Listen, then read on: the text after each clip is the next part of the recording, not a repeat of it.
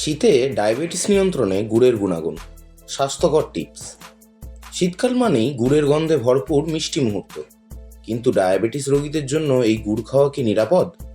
অনেকেই এই প্রশ্ন করেন। আজকের ভিডিওতে জানবেন ডায়াবেটিস রোগীরা কিভাবে নিয়ন্ত্রিত পরিমাণে গুড় উপভোগ করতে পারেন এবং কিভাবে এটি শীতকালে ব্লাড সুগার কন্ট্রোল করতে সাহায্য করতে পারে। গুড় কেন পুষ্টিকর? গুড় কোনো সাধারণ মিষ্টি নয়, এটি আয়রন, ম্যাগনেসিয়াম, ক্যালসিয়াম এবং পটাশিয়াম সমৃদ্ধ।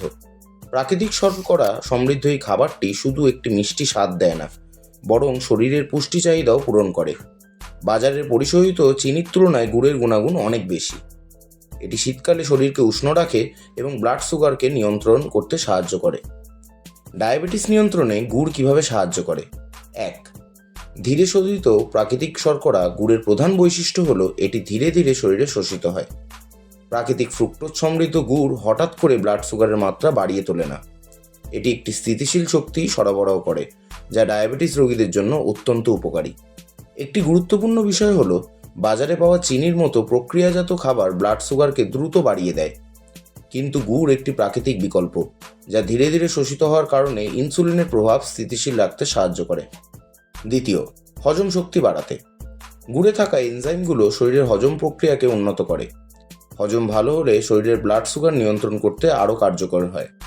শীতকালে যেহেতু আমাদের শারীরিক কার্যকলাপ কমে যায়, তাই হজম প্রক্রিয়া সঠিক রাখার জন্য অত্যন্ত গুরুত্বপূর্ণ এটি। প্রতিদিনের খাবারে গুড় যোগ করলে অন্ত্রের কার্যক্রম ভালো হয় এবং এটি মেটাবলিজম উন্নত করে। 3. শক্তি যোগায়। শীতকালে অনেকেরই ক্লান্তি বোধ হয়। গুড় থেকে প্রাপ্ত প্রাকৃতিক শর্করা শরীরে শক্তি যোগায়। এটি শরীরকে দীর্ঘ সময় ধরে সক্রিয় রাখে। ডায়াবেটিস রোগীদের জন্য শীতকালীন ক্লান্তি মোকাবিলাতেও গুড় একটি সহজ এবং কার্যকর সমাধান হতে পারে। উদাহরণস্বরূপ, সকালের নাস্তার সঙ্গে এক টুকরো গুড় খেলে সারাদিনের জন্য প্রয়োজনীয় শক্তি পাওয়া যায়, যা কাজের প্রতি মনোযোগ বাড়ায়। 4. রোগ প্রতিরোধ ক্ষমতা বৃদ্ধি করে। গুড় একটি প্রাকৃতিক ডিটক্সিফায়ার। এটি শরীর থেকে টক্সিন বের করে দেয় এবং রক্ত পরিষ্কার রাখে। শীতকালে যখন ঠান্ডা এবং ফ্লু সাধারণত সমস্যা হয়ে ওঠে, তখন গুড়ের অ্যান্টিঅক্সিডেন্ট শরীরকে বাইরের জীবাণু থেকে রক্ষা করতে সাহায্য করে। ডায়াবেটিস রোগীরা নিয়মিতভাবে পরিমিত পরিমাণে গুড় খেলে শীতের আবহাওয়ার সঙ্গে মানিয়ে নেওয়া সহজ হয়। গুড় খাওয়ার সঠিক পদ্ধতি। 1. সকালে গরম জল ও গুড়। প্রতিদিন সকালে 1 চামচ গুড় 1 গ্লাস কুসুম গরম জলে মিশিয়ে খাওয়া শুরু করুন। এটি শরীরকে উষ্ণ রাখে এবং ব্লাড সুগার কন্ট্রোল করতে সাহায্য করে। এটি শুধু ডায়াবেটিস নয়, বরং পুরো শরীরের কার্যক্রম উন্নত করতে সাহায্য করে। গুড়ের সাথে গরম জল এক ধরনের প্রাকৃতিক টনিক, যা হজম ভালো করে এবং শীতে শরীরকে সক্রিয় রাখে। 2. চিনির বিকল্প হিসাবে গুড়। চায়ের মধ্যে চিনির পরিবর্তে গুড় ব্যবহার করা একটি স্বাস্থ্যকর বিকল্প।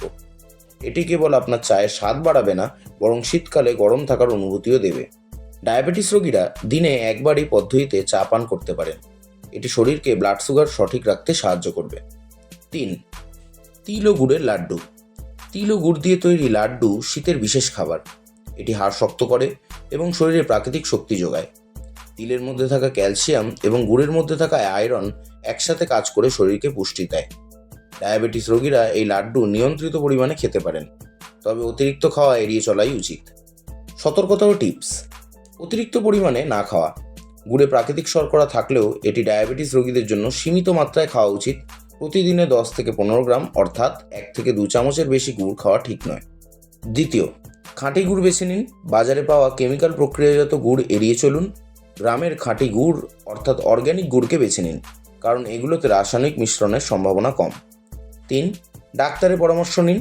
গুড় খাওয়া শুরু করার আগে একজন পুষ্টিবিদের অথবা নিউট্রিশনিস্টের সঙ্গে পরামর্শ নেওয়া অত্যন্ত গুরুত্বপূর্ণ। বিশেষ করে আপনাদের ডায়াবেটিসের মাত্রা যদি খুব বেশি হয়, তাহলে ডাক্তারের নির্দেশ অনুযায়ী খাবার গ্রহণ করুন। শীতের এই সুন্দর মুহূর্তগুলো উপভোগ করুন গুড়ের স্বাস্থ্যগুণের সঙ্গে, কিন্তু সবসময় নিয়ন্ত্রিত খাদ্যাভ্যাস বজায় রাখুন এবং ব্লাড সুগারকে কন্ট্রোল করুন। আপনার যদি এই ভিডিওটি ভালো লেগে থাকে, তাহলে লাইক, শেয়ার এবং সাবস্ক্রাইব করতে ভুলবেন না। পরবর্তী ভিডিওতে আপনাদের সঙ্গে আবার দেখা হবে নতুন কোনো গুরুত্বপূর্ণ বিষয় নিয়ে। ততক্ষণ ভালো থাকুন, সুস্থ থাকুন।